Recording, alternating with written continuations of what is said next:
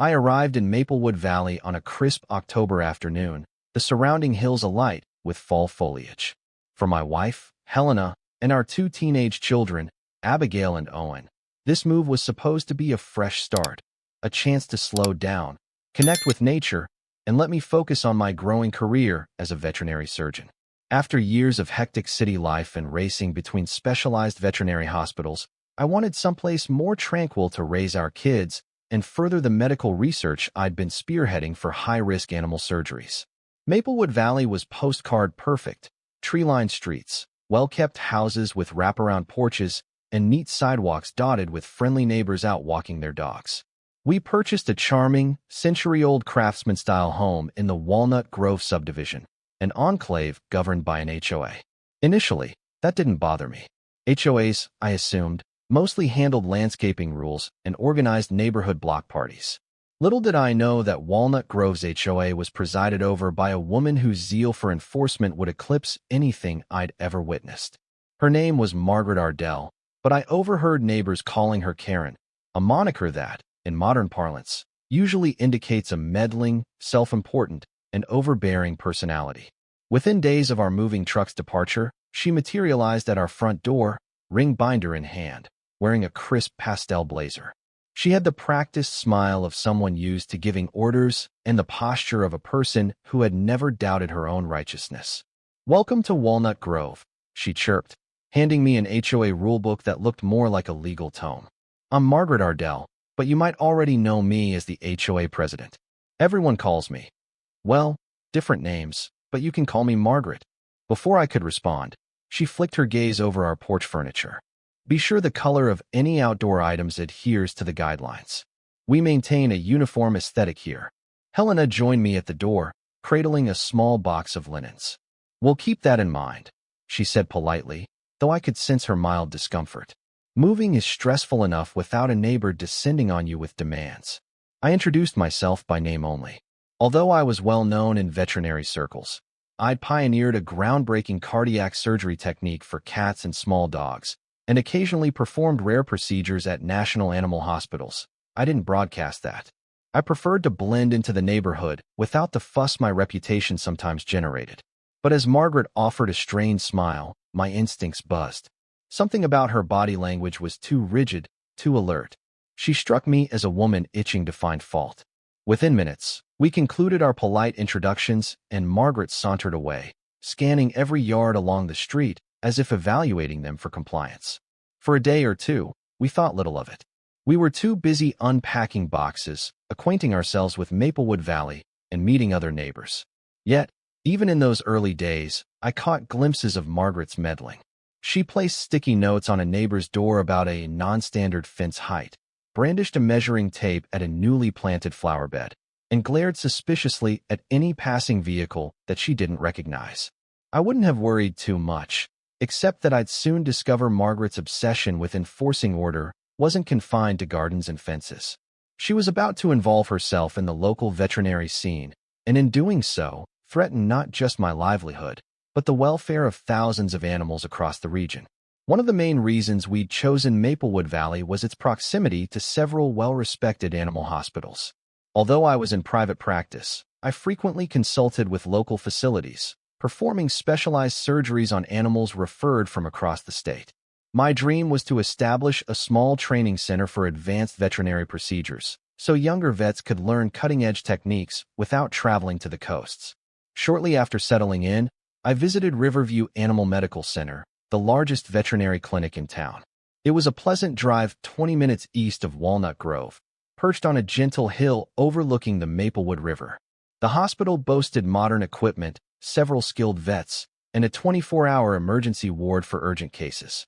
I'd arranged a tour with the head veterinarian, Dr. Laurel Pennington, who had read my publications and invited me to collaborate on special cases. From the moment I stepped inside, I was impressed. Pristine exam rooms, a fully equipped surgical suite, and a diverse staff of veterinary technicians and assistants, everyone bustling with purpose. Dr. Pennington greeted me warmly, her silver-streaked hair tied back in a neat bun. She introduced me to a few key staff members: Dr. Ramirez, a soft-spoken surgeon known for her skill with exotic animals, and Dr. Landon, a cheerful young vet with a passion for rescue work. "We'd love your expertise," Dr. Pennington said, guiding me through the facility. "Your new cardiac procedure for small dogs has been a game changer. If you're willing, we have a waiting list of owners from across the region hoping to schedule surgeries here, assuming you're comfortable operating in our suite." I grinned, feeling the familiar rush that came whenever I had a chance to help animals in need. "Absolutely. I'll just need to ensure all the equipment calibrations match my protocols." She led me into the operating room, where glimmering machines beeped softly. "We have everything you need. And if we're missing something, we'll get it." Dr. Pennington paused, a flicker of concern crossing her face. "Though I have to warn you, the local climate for animal hospitals has been tense lately." "Tense?" I asked, curious. "Some folks in Maplewood Valley are resistant to expansions or changes in local businesses," she explained tactfully. "There's been pushback from certain corners about traffic, noise, and building codes. A few months ago, it nearly derailed our plans to add a new kennel wing." I thought about Margaret, the self-appointed enforcer of Walnut Grove. Could it be related? I brushed the notion aside. The Maplewood area had more than one controlling person, surely. Little did I know that Dr. Pennington's words were a red flag, one I'd recall all too soon. Despite her caution, I left Riverview that evening full of optimism. The hospital staff's excitement about my upcoming surgeries was contagious.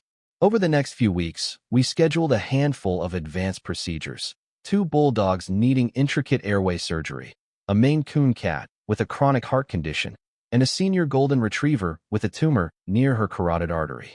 I prepared meticulously, calibrating the anesthesia and surgical instruments for each case.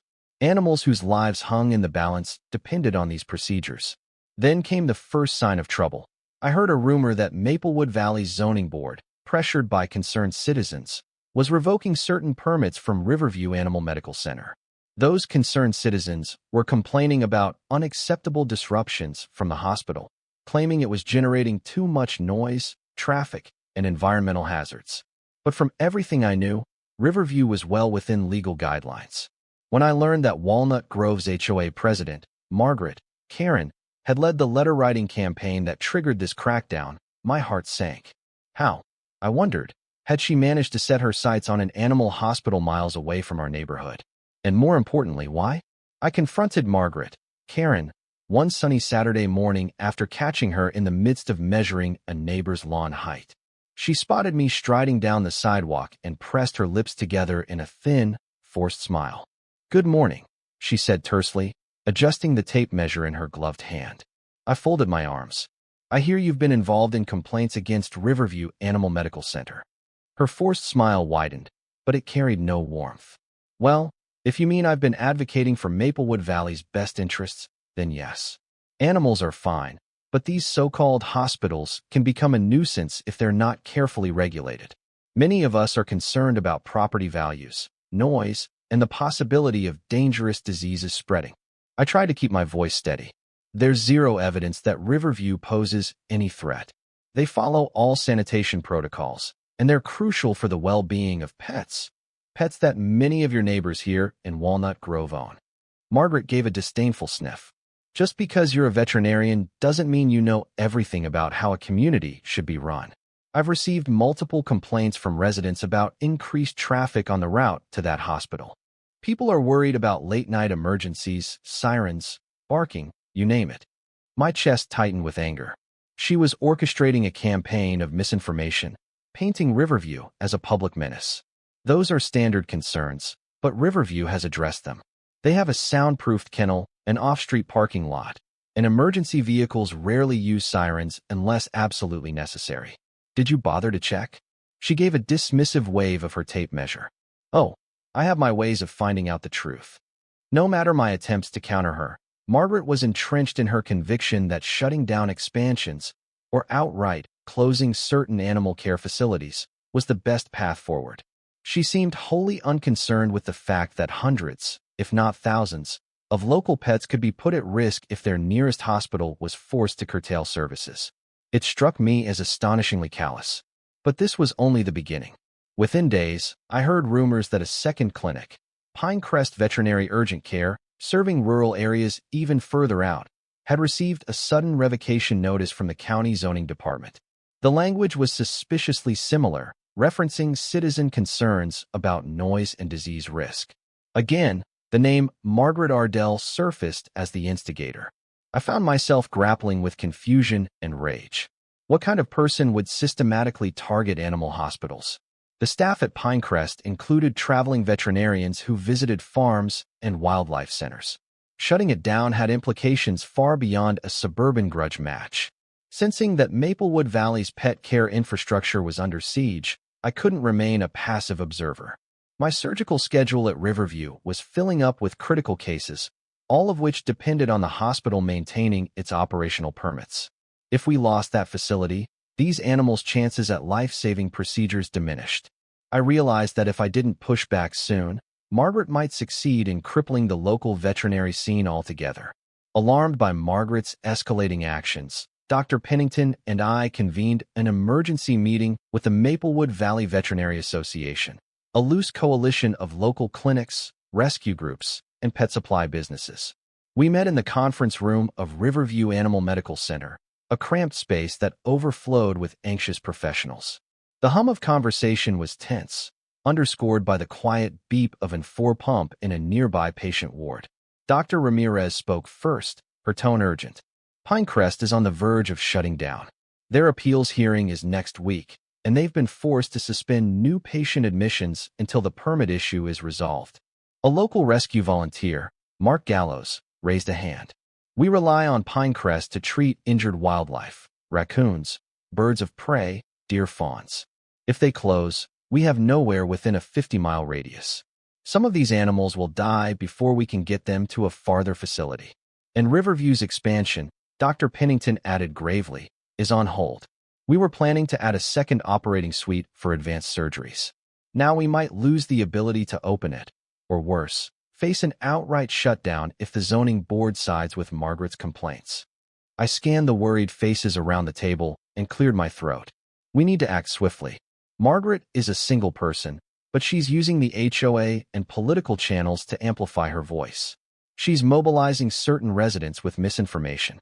They believe that more animal hospitals mean more risk, more noise, or some threat to their property values. Our job is to educate the community. Show them the importance of these clinics. An older vet, Dr. Johansson, nodded. True, but we must also address the zoning officials head-on with facts. These places meet or exceed county health standards. That's where I come in, I said. I might not be a Maplewood native, but my name carries weight in the veterinary world. If we can generate enough public awareness, through town halls, petitions, local media interviews, we can counter Margaret's narrative. People love their pets. We need them to realize these hospitals are vital to the community's well-being. Mark, the wildlife rescue volunteer, spoke up again. I can rally rescue organizations.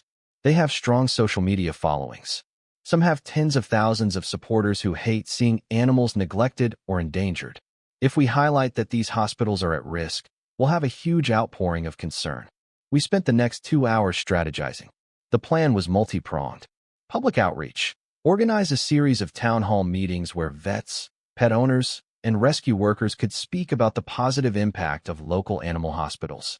Legal defense. Ensure Pinecrest and Riverview had top-notch legal representation to dispute the zoning complaints. Media visibility. Encourage local TV, newspapers, and online outlets to cover heartwarming success stories of pets saved by these hospitals, contrasting them with the damaging repercussions of forced closures. Petition drives. Gather signatures from Maplewood Valley residents and beyond, demanding that the zoning board respect the community's need for accessible veterinary care. I left that meeting more determined than ever. Animals, creatures who can't advocate for themselves, would suffer if Margaret had her way. No matter how many concerned citizens she conjured to her side, I was convinced the broader Maplewood area would not stand by and watch their beloved pets lose essential care. And personally, I would not allow my surgical patients to be abandoned without a facility. If necessary, I would stake my reputation to protect them. Yet, none of us realized how far Margaret was willing to go. If we thought we were in a mere bureaucratic battle, we were sorely mistaken. The real war had just begun. The first of our planned town halls took place in the Maplewood Valley Community Center, a modest hall with gray folding chairs and a small stage. We'd advertised the event for days, handing out flyers at pet stores, grooming parlors, and local restaurants. On the evening of the meeting, the parking lot was nearly full. Veterinarians, pet owners, rescue volunteers, and even some curious residents who just wanted to hear both sides. I'd expected Margaret to show up, along with her fellow HOA board members, but she was nowhere in sight. Instead, a handful of people who claimed to represent Walnut Grove's Beautification and Safety Committee sat near the back. Their stiff posture and crossed arms telegraphed skepticism. Whether they had real concerns or were just following Margaret's instructions, I couldn't tell. Dr. Pennington kicked off the meeting, highlighting the critical services Riverview and Pinecrest provided. She shared slides showing improved pet survival rates, advanced surgical techniques, and the thousands of animals treated yearly. Mark from the rescue center talked about the wildlife aspect, showing pictures of rehabilitated hawks and foxes. Then, I stood to address the crowd. I introduced myself as a veterinary surgeon who had worked at major animal hospitals in different regions, emphasizing the life-or-death nature of specialized care. Your beloved dog tearing an ACL after chasing a squirrel, your cat needing emergency surgery for a bladder blockage, a farm animal with a broken leg. These hospitals can handle it all. Without them, animals suffer needlessly. And that suffering can also hurt families, emotionally and financially. Applause resonated through most of the hall. But the Walnut Grove contingent kept silent, arms folded tighter. After the presentations, we opened the floor to comments. At first, it was mostly supportive voices. A mother tearfully recounted how Riverview had saved her daughter's puppy. An elderly man thanked Pinecrest for nursing his ailing donkey back to health. The testimonies painted a moving picture of how integral these clinics were to the community. Then a middle-aged woman with a tight bun and a scowl approached the microphone. She identified herself as Stacy Burke, a member of Margaret's Beautification Committee. "You people make it sound like we want animals to suffer," she snapped. "That's not true. But these hospitals bring increased traffic and noise. Some of us moved here for peace and quiet. Why should we give that up?" I responded calmly, "Ma'am, no one's trying to ruin your peace. These hospitals operate with strict noise ordinances and have designated emergency protocols. The traffic is minimal compared to large commercial centers. They've been part of Maplewood Valley for years without major complaints." A smattering of supportive cheers broke out, but Stacy held her ground. "We have a right to keep our neighborhood safe. How do we know that new expansions won't draw in disease or cause property values to dip?" She turned to the audience. "I got a letter from a licensed real estate appraiser who said living near a 24-hour animal hospital might reduce resale value. People don't want to be near barking dogs or foul odors." A vet in the audience countered, "Proper veterinary clinics aren't giant dog kennels. They're medical facilities with ventilation, sanitation, and strict protocols, far cleaner than most industrial or agricultural sites." Stacy shrugged defiantly. "We just want it done the right way. Is that too much to ask?" The tension in the room was palpable, but overall, we felt the meeting had gone well. Dozens of supporters signed our petition and pledged to attend the upcoming zoning hearings. The local newspaper's reporter jotted down quotes from grateful pet owners, while the local TV station filmed me giving an impassioned plea for the clinics. Yet, despite the relatively positive outcome, a sense of unease settled in my stomach. Margaret's absence spoke volumes. That night, my intuition proved correct. While we'd been busy rallying support, she'd embarked on a more insidious tactic. The next morning, Dr. Pennington called me in a panic. "Someone vandalized Riverview's premises," she said breathlessly. "A pipe was cut, flooding part of the kennel area. There's graffiti on the back wall, horrible things like animal filth and disease factory. We can't open for at least a day, and we've had to redirect emergency cases." My stomach lurched. "Do you think it was Margaret or her associates?" "I have no proof," Dr. Pennington lamented. "But the timing is too suspicious. The police have been called. Insurance will cover repairs, but it's a massive setback." A wave of anger surged through me, tinged with guilt. As one of the more vocal defenders of the clinics, had I inadvertently put a target on them? This was no longer a simple zoning dispute. It was borderline criminal sabotage. If Margaret was behind it, she'd crossed a line. But how could we prove it? And if it wasn't her directly, it was likely someone influenced by her venomous rhetoric against the hospitals. Amid the tumult, I resolved that we needed a stronger response. The question was, how far would Margaret go to drive the clinics out of existence? And how would we stop her? The next few weeks were marked by a disturbing uptick in hostility. Anonymous flyers appeared around Maplewood Valley, labeling the veterinary hospitals public health menaces. Local social media pages were spammed with posts accusing Riverview and Pinecrest of killing property values, polluting the environment, and even harboring deadly pathogens. None of these claims had any factual basis, but sensational headlines can sway worried residents. In Walnut Grove, Margaret played the role of Queen Bee more aggressively than ever.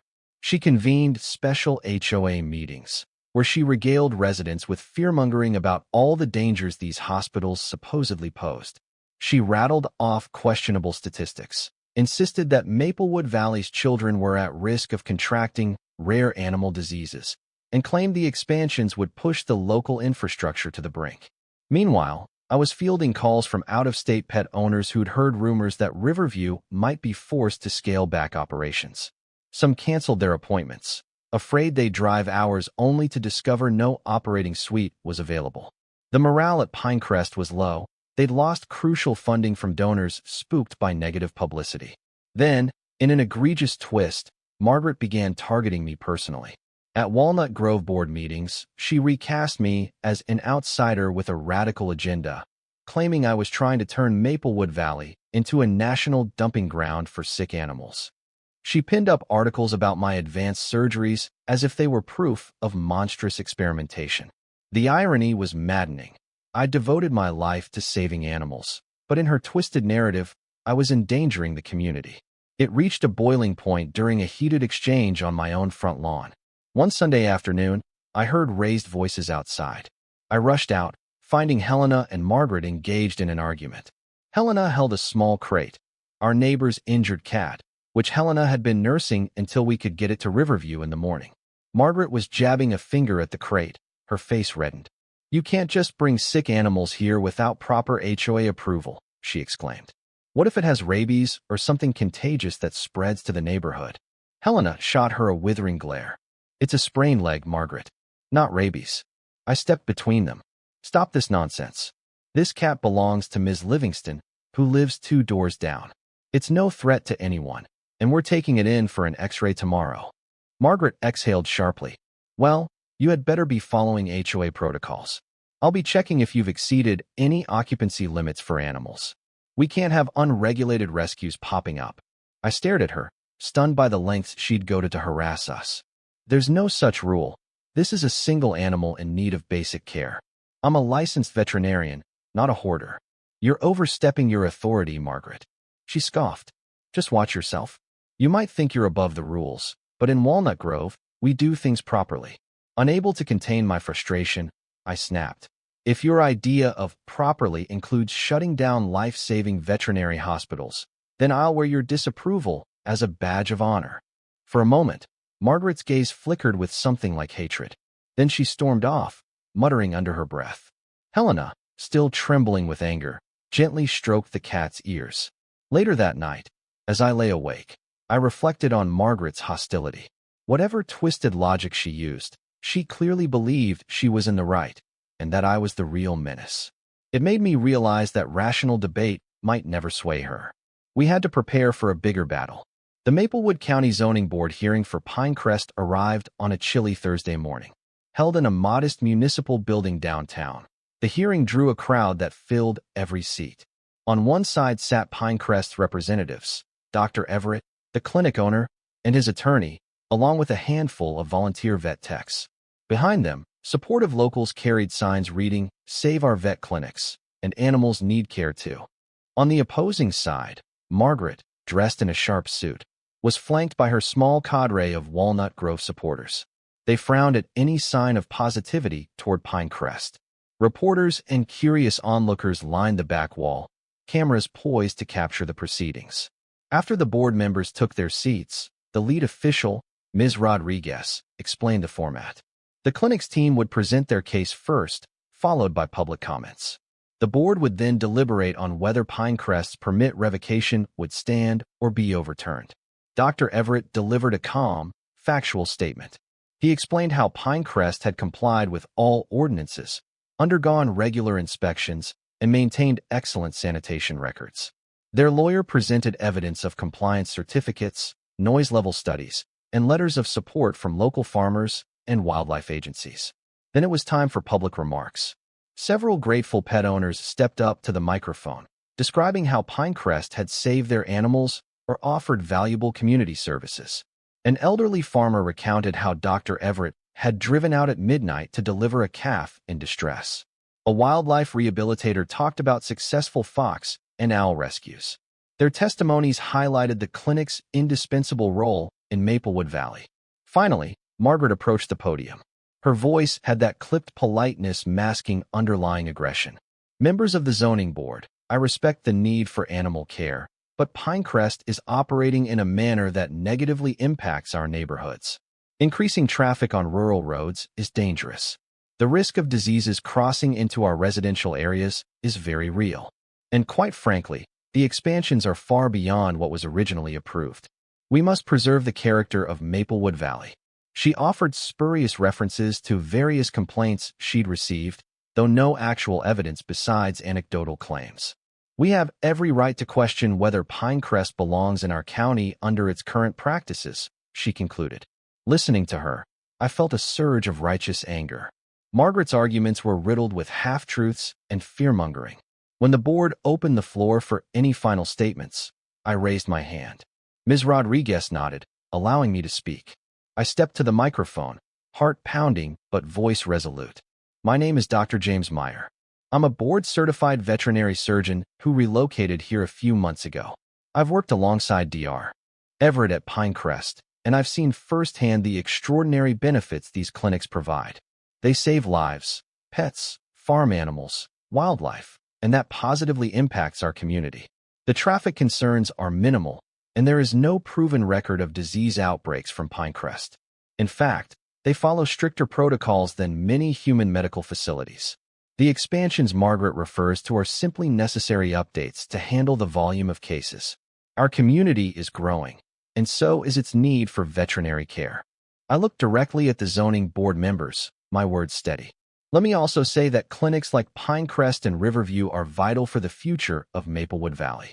People choose to live here because it's a place where families and their pets can thrive.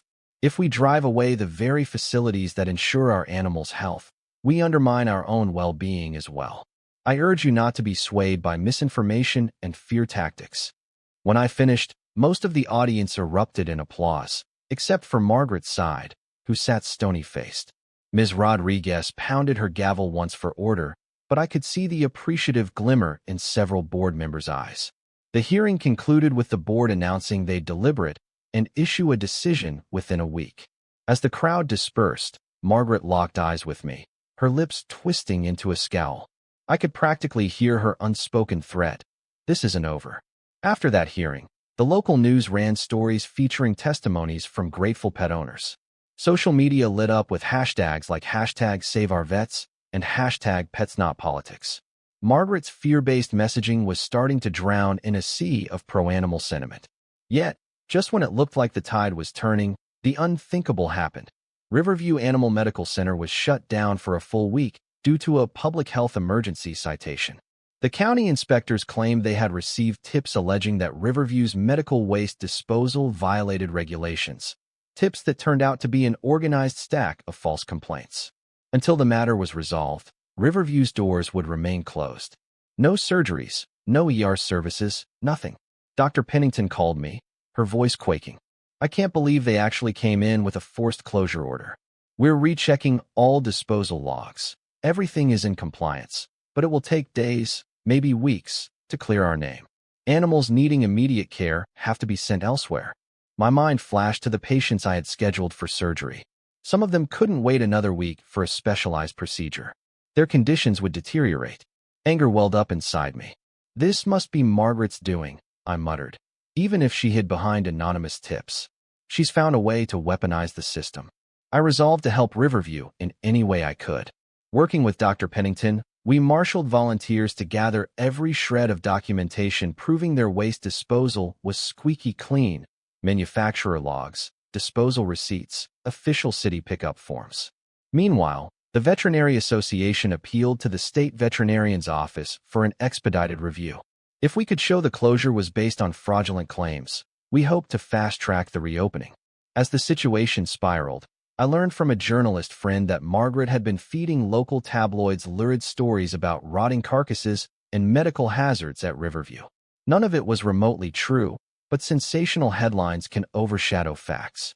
Dr. Pennington told me she'd received hateful emails accusing Riverview of cruelty. Some threatened violence if the clinic didn't stop polluting the town. Hearing that, I felt a new level of disgust.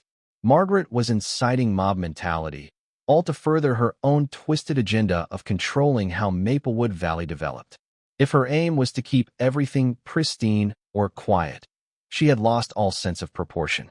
Real animals, real living beings, would die due to delayed or denied medical care. Pet owners would suffer heartbreak. And for what? A petty quest for power? Determined to prove Riverview's innocence, I spent my evenings poring over old inspection reports and cross-referencing them with county regulations. Helena, bless her patience, helped keep my morale up, bringing me coffee at midnight while I scanned PDF after PDF. In the background, my son Owen quietly researched social media rumors, trying to refute the most egregious lies. Even my daughter Abby pitched in, filming a short documentary about Riverview's staff to post online, showcasing the real people behind the name. Despite our frantic efforts, the closure persisted for days. Cases had to be diverted to Pinecrest, which was already overwhelmed and still battling its own permit woes. Tensions ran high. The entire Maplewood veterinary community stood on the brink of collapse, all thanks to one woman's relentless meddling. And still, that woman paraded through Walnut Grove as though she were some savior. More than once, I overheard neighbors lament that Margaret was pushing too far, but few dared challenge her directly. She wielded the HOA's rulebook like a weapon, slapping fines on anyone who so much as put up a Save Our Vets sign in their yard without proper approval. The intimidation tactics worked. Many folks stayed quiet to avoid confrontation. Sometimes, in life's darkest moments, a single spark of hope appears. For Maplewood Valley, that spark came in the form of a viral story. One evening, a local news station picked up on the plight of a family whose beloved Labrador, Buddy, had collapsed from a sudden cardiac condition. The family raced to Riverview, only to find it shut down. They sped to Pinecrest, only to discover it was swamped with cases. In desperation, they had to drive nearly 2 hours to a hospital in a neighboring county. Buddy barely survived. The news anchor recounted how the dog's life had been placed in jeopardy due to a series of questionable complaints and closures that have handcuffed our local vets. The piece included emotional interviews with the family, footage of Buddy recovering, and a scathing statement from Dr. Pennington about the damage caused by misinformation. At the end of the segment, the anchor posed a rhetorical question: who was responsible for placing countless animals at risk? The story struck a nerve. Social media lit up. Residents across Maplewood Valley and beyond were outraged that bureaucratic red tape and likely malicious meddling nearly cost an innocent dog its life. Animal advocacy groups latched onto the story, launching petitions and public demonstrations demanding Riverview's immediate reopening. National outlets began calling Dr. Pennington, seeking interviews about the controversy. Around this time, I was also approached by a major morning show that had heard about my specialized procedures and the local crisis. They wanted me to speak about the importance of accessible veterinary care, especially in smaller communities. Although I typically avoided the spotlight, this was a chance to bring national attention to Margaret's fiasco. I accepted. Appearing on the show via video link, I explained in plain terms how critical timely veterinary access is.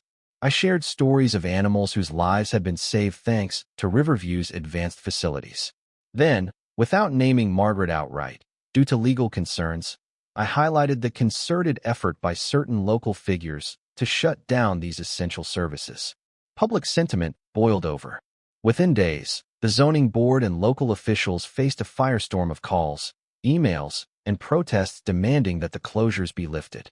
Fearing a massive public relations disaster, they expedited an investigation into the alleged health violations at Riverview.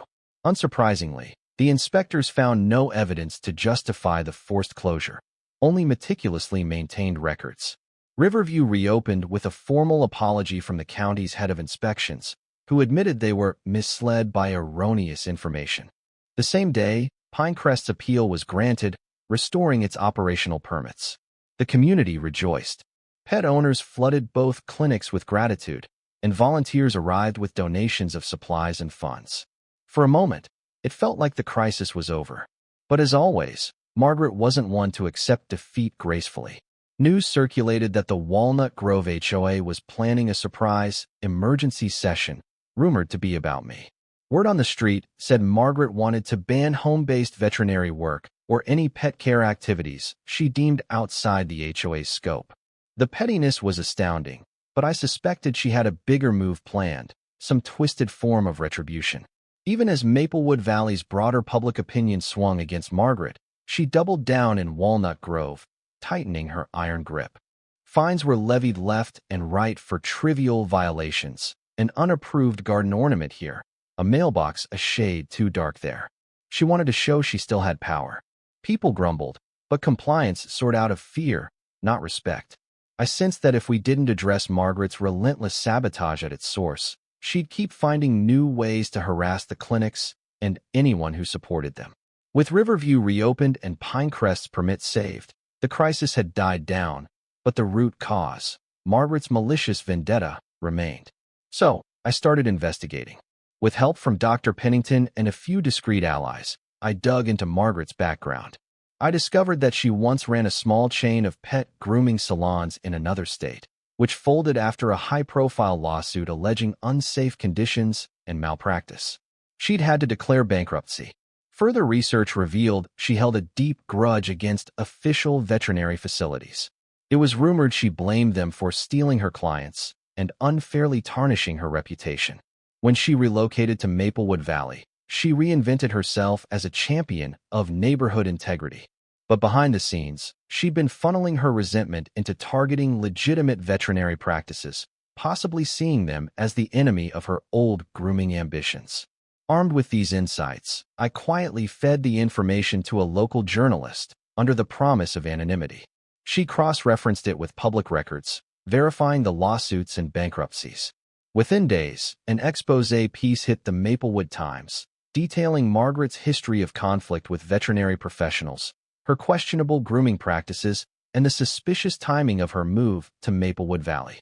The article didn't outright accuse her of the sabotage at Riverview, but the insinuation was there for anyone to see. Public reaction was immediate. Suddenly, Margaret's credibility wavered.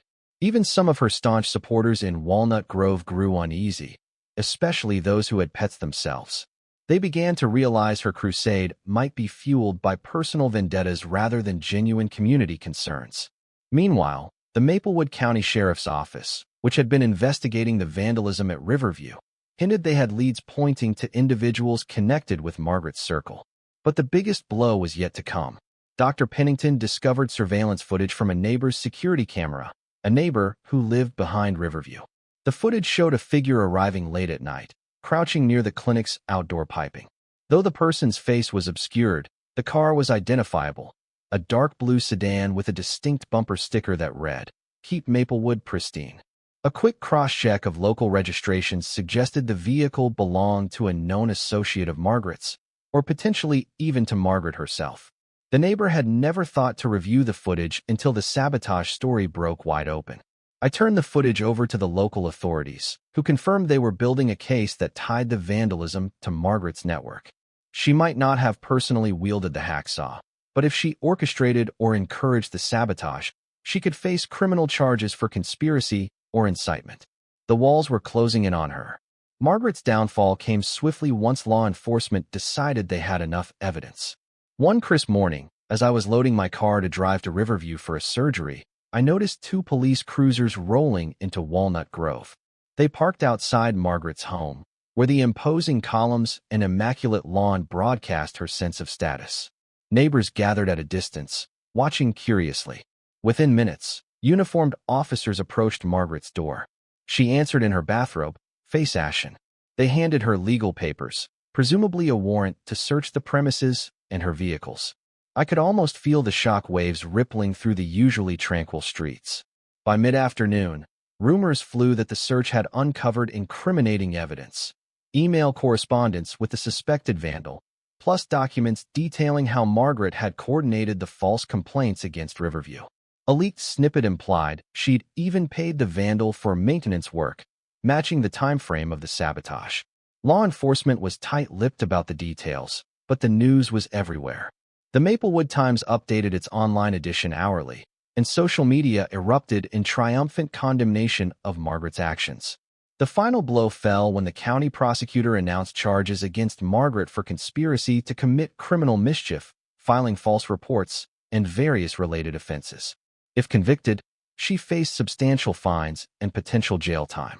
Additionally, Riverview and Pinecrest both filed civil suits, seeking damages for lost revenue and reputational harm. Even the Walnut Grove HOA board distanced itself, quietly removing Margaret from her presidential post. Her once loyal circle evaporated. For a brief moment, I almost felt pity. As misguided as she was, seeing a person's life unravel so publicly is never a pleasant sight. But then I recalled the suffering pets, the near-fatal emergencies, the frustration of dedicated vets trying to save lives while she twisted the system. My compassion dissolved. This was justice. Months later, the Maplewood County Courthouse brimmed with local reporters and curious residents as Margaret's trial concluded. Judge Harrington delivered a scathing reprimand, outlining how her lies and manipulations had harmed not only the veterinary community, but also the broader public who rely on these services. He handed down a 2-year prison sentence, citing aggravating factors like the coordinated vandalism that threatened both property and animal welfare. He also ordered financial restitution to the clinics she harmed, a sum so substantial that Margaret's prized house in Walnut Grove would likely be sold to cover the damages. She stood silently as the verdict was read, face drained of color, eyes staring vacantly.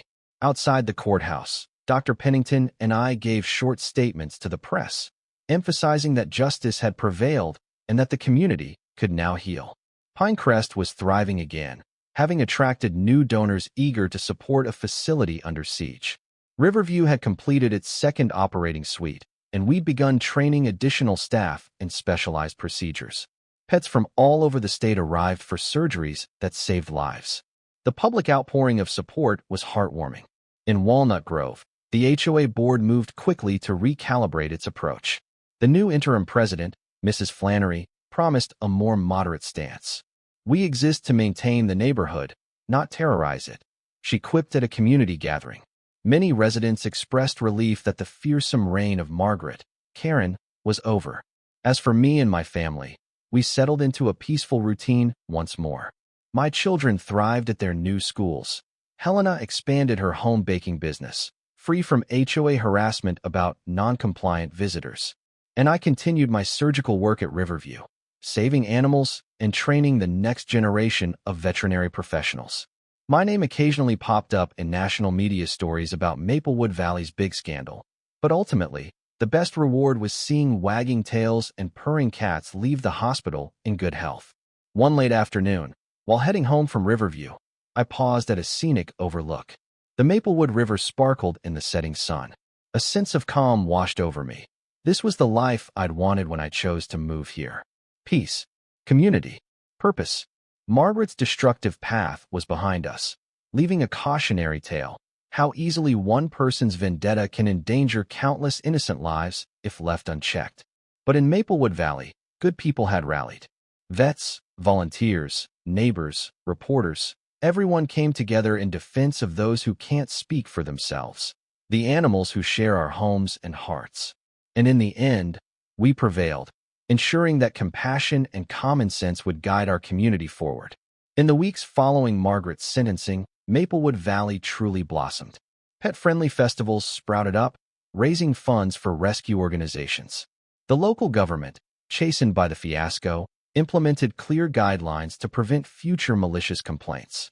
And Walnut Grove found new pride under a more responsible HOA leadership. Occasionally, I'd hear about Margaret's appeals or attempts at reducing her prison sentence, but none succeeded. The law was unequivocal in condemning her sabotage and lies. Her name faded into an unhappy footnote in Maplewood's history. dwarfed by the positive momentum that overshadowed her misdeeds. Months later, as I performed a delicate cardiac procedure on a senior beagle at Riverview, I felt a swell of contentment. The surgery went smoothly, and the dog's tail wagged in post-op recovery. Such everyday miracles reminded me why I dedicated my life to veterinary medicine in the first place. Every creature deserves compassion and care. Leaving the OR, I exchanged a grateful smile with Dr. Pennington. Our community had weathered a storm of hostility and emerged stronger, united by the shared bond of caring for the most vulnerable among us. Yes, Maplewood Valley was exactly the place I wanted to call home. And no matter what adversities might come, we'd proven that by standing together, we could ensure the well-being of our animals and our neighbors for generations to come.